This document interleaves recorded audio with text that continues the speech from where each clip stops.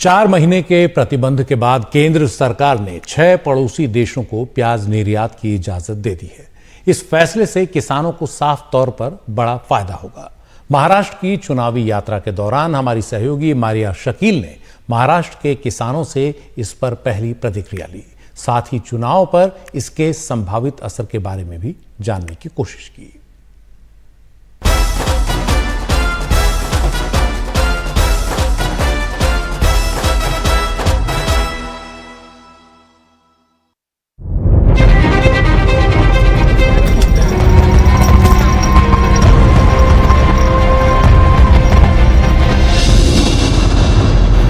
अभी जो export ban जो था अनियंस पर, वो जो लिफ्ट हुआ है, मतलब उठाया गया है, उसके बाद क्या किसान, जो आप लोग सब यहाँ पर किसान हैं, सब प्याज के किसान हैं, सब प्याज के किसान हैं, तो उसमें क्या फर्क पड़ेगा? नहीं, अभी ये जो ऑनियन के ऊपर से जो उठा है ना, तो किसान खुश होते हैं और किसानों को मतलब काफ़ी पैसा मिलता है। मगर जब ये हटता नहीं ना, बयान रहता है ना, तो किसान काफ़ी परेशान रहते हैं, क्योंकि किसानों को ये खेती में बहुत मतलब रात को दिन को पानी भर के ये प्याज उगाते हैं और मतलब सब तकलीफ करके ये होता है, तब जाके वो बाजार में मंडी में ये ले जाता है प्याज। और उसी प्याज का जब दाम कम होता है तो किसानों को मतलब उनका जो खेती का जो दाम होता है वो भी पूरा नहीं होता, इसलिए किसान बहुत परेशान रहते हैं। जब ऐसा हटता है बयान तो किसानों को भी काफी पैसा, मतलब अच्छा पैसा मिलता है। कितना फर्क पड़ जाता है अगर बैन के टाइम जब होता है और बैन उठाने के बाद? तो अभी बयान जब रहता है तब किसानों को क्या मतलब कम, मतलब 500-600 रुपए करके मार्केट से वो लेते हैं। प्याज स्टोरेज करना पड़ता है और प्याज स्टोरेज करना पड़ता है, फिर जब ये हो जाता है, सड़ जाता है, मतलब खराब हो जाता है, इससे किसान का नुकसान होता है बहुत सारा। और ये बैन हटता है तो प्याज चालू में जाएगा, उसका वजन घटता नहीं, अच्छे से मार्केट में जाएगा, तो पैसा भी अच्छा मिल जाएगा, बाकी कुछ नहीं। लेकिन मुझे ये बताएं आप बहुलाल जी कि जो अभी जो ये हुआ है वो चुनाव के समय हुआ है, तो यहाँ का किसान को ये लगता है कि ये चुनाव से है संबंधित या ये ठीक फैसला है? किसान को ऐसा कोई जरूरत नहीं है, चुनाव के मामले में हुआ है कैसा हुआ, लेकिन जो हटना चाहिए तो हट गया, तो बहुत अच्छी बात है। ये हट गया, इसी बहुत अच्छी बात है। तो फर्क नहीं पड़ता कि चुनाव पर एक महीना 1.5 महीना पहला उठ जाता तो बहुत अच्छा हो जाता, लेकिन चलो कोई बात नहीं, इलेक्शन हो या कुछ भी हो, लेकिन हट गया, ये बहुत अच्छा हो गया। और ये रेगुलर होना चाहिए किसान के लिए। इससे तो ये अभी पीछे देख रहे, अभी जब हटा नहीं था तो हम स्टोरेज कर रहे थे ये प्याज, अब स्टोर कर रहे थे हम, लेकिन अब स्टोर वो बयान हट गया है तो हम मार्केट में भेज देंगे अभी प्याज थोड़ा सा। अब मुझे ये बताएं कि इस बार चुनाव में सबसे बड़ा मुद्दा क्या है किसानों के लिए? किसानों के जो आज के दिन में जो हालात है, प्याज पे बयान था, दूध का भाव नीचे आया है, मंडी में जो सोयाबीन का रेट है वो भी नीचे आया है, कापूस का जो रेट है वो भी नीचे आया है, तो ये तो किसान परेशान है। और चुनाव जुमला है ये, अभी इन्होंने जो प्याज का बैन पीछे लिया है, वैसे भी ऐसा सुना जाता है, ठीक क्या है वो पता नहीं है, कि वो जो वाइट प्याज है गुजरात का, उसका ही वही 2000 मैट्रिक टन का ही निर्यात का परमिशन मिली है। वो तो पूरे किसानों को कोई नहीं है, सिर्फ गुजरात के लिए वो बैन हटाए क्या? इसकी तो कोई अभी सरकार की तरफ से कोई जानकारी नहीं आई। तो आप मानते हैं कि बस वो वहाँ के गुजरात के किसानों को फायदा होगा, महाराष्ट्र के नहीं? आपकी मीडिया ही तो वो दिखा रही है। ये तो ऐसा बोल रहे हैं। नहीं, वैसी तो कोई बात नहीं। देखो, हम अभी स्टोरेज कर रहे थे, अभी ये मार्केट में जाएगा प्याज।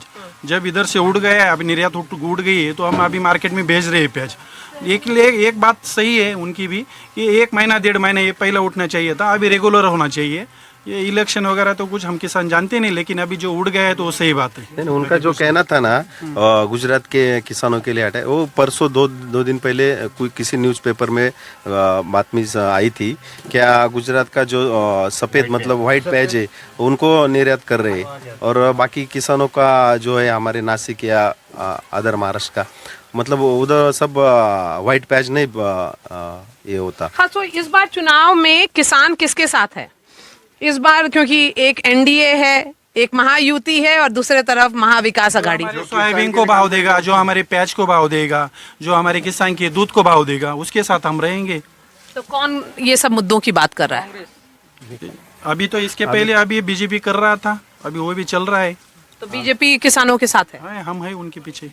आप कांग्रेस के साथ, बताइए। क्योंकि कांग्रेस ही किसान की बात कर रहा है। बीजेपी ने 10 साल क्या दिया किसानों को? हर दिन तो 600-700 किसान तो दिल्ली के बॉर्डर पे मर गए, उसका क्या है? कांग्रेस के टाइम में तो 2,500 रुपया सोयाबीन जाता था, अभी मोदी के टाइम में 7,000 रुपया तक सोयाबीन गया था। सोयाबीन के दाम की बात करिए। सोयाबीन के दाम की बात कर रहे हैं। जब 2,500 जाता था तब खाद की बोरी कितने की मिलती थी? 200, 250, 500। सबसे बड़ा जो खाद मिलता था, जो सम्राट नाम से, वो 500 से आगे नहीं था। आज वही खाद 2,500, 3,000 है। जब आदमी लोग बढ़ रहे, लोक संख्या बढ़ रही, तो थोड़ा फार भाव ये बढ़ जाएगा। हम जब सुबह सुबह कांग्रेस के टाइम में गैस टकी सिन्नर में लेने के लिए जाते थे तो 8 बजे नंबर लगाते थे, शाम को 4:30 बजे टकी मिलती थी हमको। वो ठीक है, वो 700-800 में मिलती थी, लेकिन 10-10 घंटा उसके लिए लाइन लगाना पड़ता था। अब हमारे गांव में हर घर के सामने 3-3, 4-4 बार गैस की गाड़ी आती है और बोलती गैस ले लो, गैस ले लो। ये एक्सेप्ट करिएगा? ये एक्सेप्ट करना ही है। आगे की इंडिया बढ़ रहा है तो ये बढ़ेगा ना। जो 1947 में इंडिया था, वो 70 साल के बाद ही बदला है ना। आज कल नहीं बदला है। कुछ तो मतलब चेंज हुए, वो किसान भी एक्सेप्ट करते हैं। मगर किसानों को क्या है, अभी जो खेती का जो प्याज और सोयाबीन और दूध का इनका ही अगर ठीक ठाक भाव मिला ना, तो मोदी सरकार जो बाकी काम करते हैं वो ठीक ही करती है। उनके लिए काफी लागत कम है और उत्पन्न कम, लागत कम हो रहा है, उत्पन्न कम निकल रहा है, तो थोड़ा सा महंगाई बढ़ जाएगा।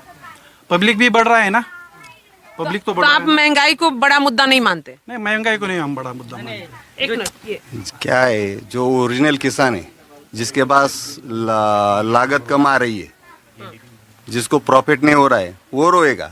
जिसके पास 10-15 गुंठा, बीघा 2 बीघा जमीन है, उसको क्या फर्क पड़ता है कितना हो रहा है? जिसका छोटे किसान को फर्क पड़ेगा। जिसका मिल्क डेयरी में 2 लीटर आपके पास कितना बीघा है? मेरे पास 15 बीघा है। हाँ। जिसका आप दूध तो रिच किसान के कैटेगरी में आइएगा। तो आता ही है ना। तो फिर तो हमारा लागत भी तो ज्यादा आता है, हमारा खर्चा भी तो ज्यादा है। तो वो नहीं निकल रहा है तो हम तो रोएंगे। तो शिवसेना और शरद पवार, क्या उनके लिए थोड़ा सिंपैथी है? उद्धव ठाकरे के लिए क्या थोड़ा सा एक है कि सही नहीं हुआ? हाँ, नहीं, उनके खिलाफ मतलब उनके बाजू में सिंपत्ति है कि वो किसानों की बात करते हैं और किसानों के प्रधानमंत्री किसान की बात करते हैं, प्रधानमंत्री भी किसानों की बात करते हैं। पर किसान जब जो निर्यात बार बार वो बंद करते हैं तो किसान परेशान में होते हैं ना। 10 साल में कितने दिन प्रधानमंत्री अगर किसान के बाजू में बोलते थे, इसीलिए वो 6-6 हजार रुपया, 12-12 हजार रुपया किसान को पेंशन चालू किया है ना। उनको किसान के हित में कुछ लगता है, इसलिए पेंशन चालू किया है उन्होंने। वो तो बात है ना ऐसा। कांग्रेस के टाइम में किसान के लिए जो खाद मिलती थी, उसके ऊपर जीएसटी नहीं था। उसके ऊपर जीएसटी नहीं था। जीएसटी नहीं था, ये बोल रहे हैं। हाँ, पहले गवर्नमेंट में। आज 18% जीएसटी है। एक किसान 1 लाख का खाद पूरे साल में खरीदी करता है, उसके ऊपर 18,000 रुपए गवर्नमेंट ले रहा है, उसमें से 6,000 दे रहा है। 12,000 तो हमारे उसके पास पहले ही जमा है अभी।